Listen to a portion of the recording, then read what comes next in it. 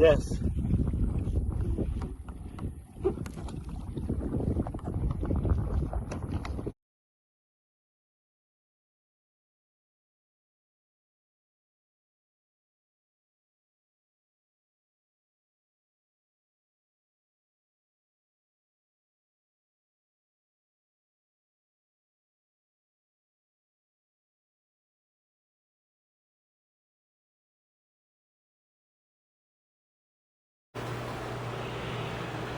Big West Indies, hello, it's me again with the second video in this series of videos about how we got to this country. I know a few of you have been following me on Facebook and things as such, so I'm recording from our little house today, our very little house, which is in the on the Long Bay side of this island. Apologise for the noise in the background because little Lynn's watching the internet. And Hillary's somewhere sat in the back as well. Are you reading something, looking at? So we've had quite a busy day today and a nice day. Looking at going to visit some friends and looking at the turtles and going out kayaking. So yeah, what I wanted to talk about was where did we find our job? So a lot of people say, where did we find the work? Well, we actually found out. I found the job that I'm a teacher, so I teach in a school here, and I found that job on CaribbeanJobs.com.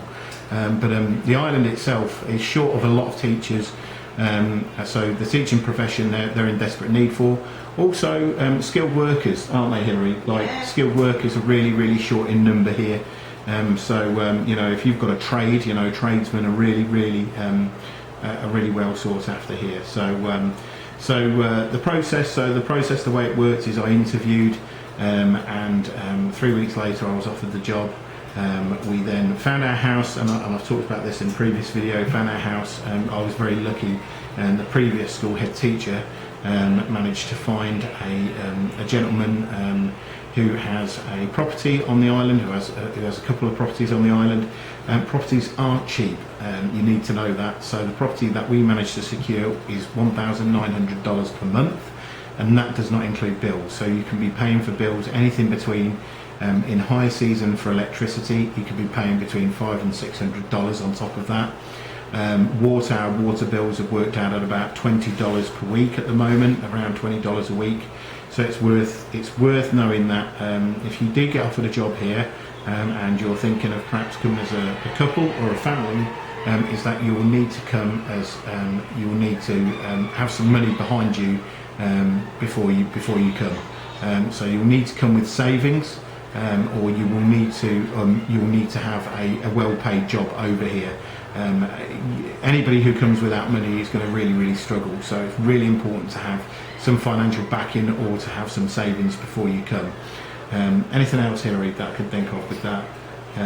Just be prepared that it isn't easy to pay savings. Yeah, and it's not an easy process to get here. So I was working in a government school, so my contract is a 2-year contract. So you'll find that if you work in a government school here, you'll get a 2-year contract. My wife's working in a private school. What's the deal there with the private school? You can they have jobs advertised on TESS. Okay, jobs advertised on TESS for private schools. But the process is quite slow to get your work visa. Yeah, the work visa process is quite slow, and a lot of the private teachers that we've spoken to on the island, it's taken them anywhere between 3 and 4 months to be paid properly. Very difficult to secure a bank here. You will find when you come to the island is that there are some nice people, but the people who call themselves belongers, who are the islanders, are quite they are very set in their ways, which is understandable because they want to keep their traditions here. So it's very difficult to get processes completed, such as immigration. I'm working at a government school, and immigration process should have been fairly simple for me, and it wasn't. It took some time to do. Processes do not work like they do in the UK, and you need to understand that first of all, that processes can take very long, and because we're outsiders, and that's nothing to do with race or culture, but just for the simple fact that we're outsiders, things can take 2 or 3 times as long as they do for people who are islanders anyway. If you get upset about them processes taking too long, it will take longer, because they will take offence to that. So if you're a person who can get frustrated easily, and I would quite say that I'm quite an organised person, if you get frustrated by disorganisation and things as such, then you're going to have a bit of a challenge. So you're going to need to have a change of an idea of how you approach things. But yeah, so the processes took some time. Immigration took me well over a week to get my passport stamped. I'm still waiting for what you need when you come is your national health, and so that I'm waiting for a national health card where you need to go and get a photo taken, so that you do pay the salaries. The salaries are tax free.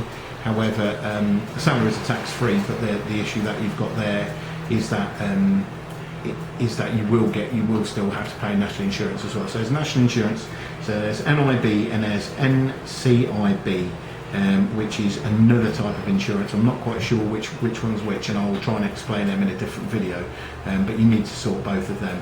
I've had to have substantial time away for work to organise that, and that hasn't yet happened at all. We still haven't got our national health cards. Bank account, opening a bank account, I know some people that are still waiting up to 3 or 4 months to open a bank over here. It is really about who you know. I'm lucky that I know somebody on the island who was able to speak to somebody at a bank for me, and move us up the list quite quickly.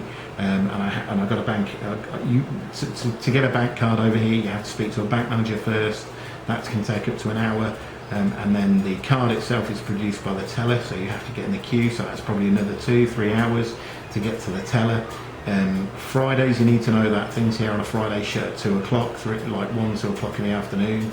So it's very difficult to try and get anywhere after work to get any processes completed. But we have completed all of them processes now, and I'm waiting for my cards for the national insurance and NCIB, and I have a bank account, so I'm waiting to be paid, so I should be paid. For those of you that don't get that sorted in time before your first paycheck, what will happen is you will get a cheque which is issued, if you work for the government, which is issued to the Treasury. You have to go down to the Treasury department, collect that cheque, and whatever bank it says on it, you have to go to that bank and cash the cheque in for cash, and that can take absolutely forever. And again, you're going to have to miss time off work to be able to do that. So yeah, difficult processes, but again, if you're the sort of person who gets frustrated quite easily, then you need to just check yourself, check your behaviour, because again, if you show that you're frustrated or you show a face, they will make the process more difficult for you. And it's a very small island, and your name will stick like mud over here, so it's well worth noting that. So they're the sort of processes. They did pay for my flights, so my flights, because I work for the government, I was paid to come over. It's a 2-year contract because I work for the government, and my wife and children were added into that as well. And I got an allowance, so we were allowed to bring baggage with us. And I also have another allowance to bring over some goods, which is a 3x3 unit. You need to know that shipping goods in here is a whole different ball game, so I'll talk to you about that in a separate video as well.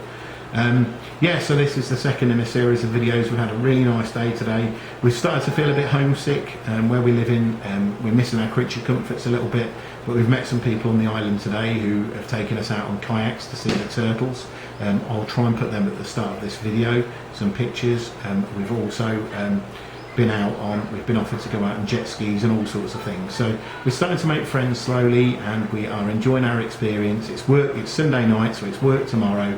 I'll try and make these videos on a Sunday afternoon so that I can upload them for you guys. But take care, everyone. If you've got any questions, please drop me a comment below, and I will try and respond to all the comments that I get.